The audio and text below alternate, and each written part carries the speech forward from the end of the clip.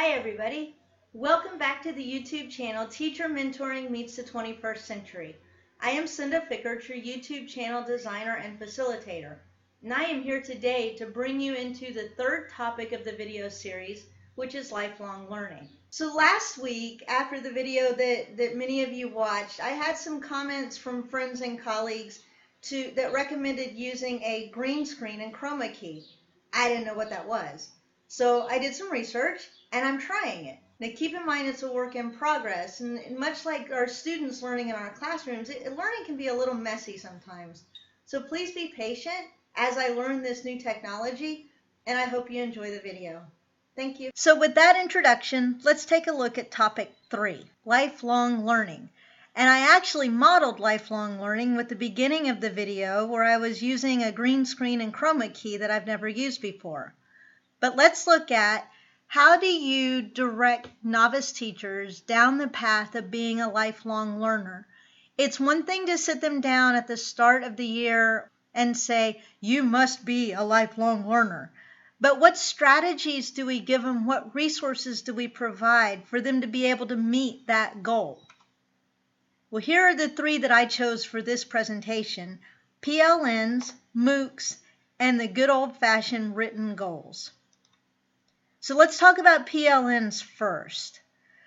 A personal learning network for me is kind of like a fantasy sports league if you've ever played those. You can draft people, you can adjust your lineup based on how they play against a particular opponent. And in the world of education, I see that as having many different PLNs that meet different needs. So if I need something to do with mathematics, I have a PLN of math teachers.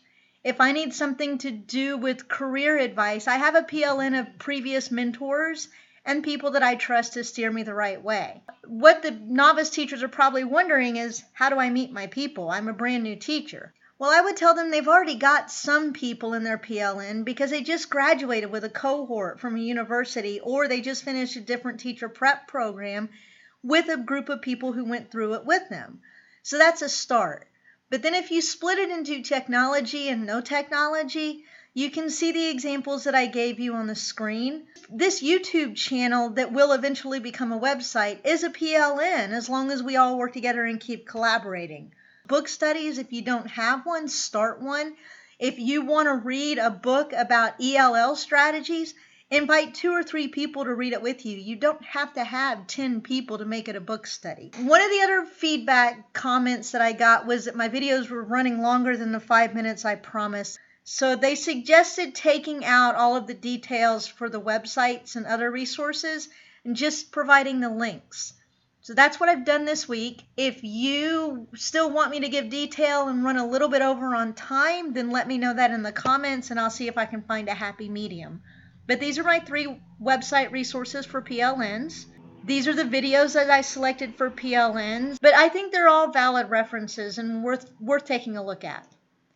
All right, so MOOCs, massive open online courses. If you're not familiar with these, they are online courses with unlimited enrollment and no or minimal cost for the content.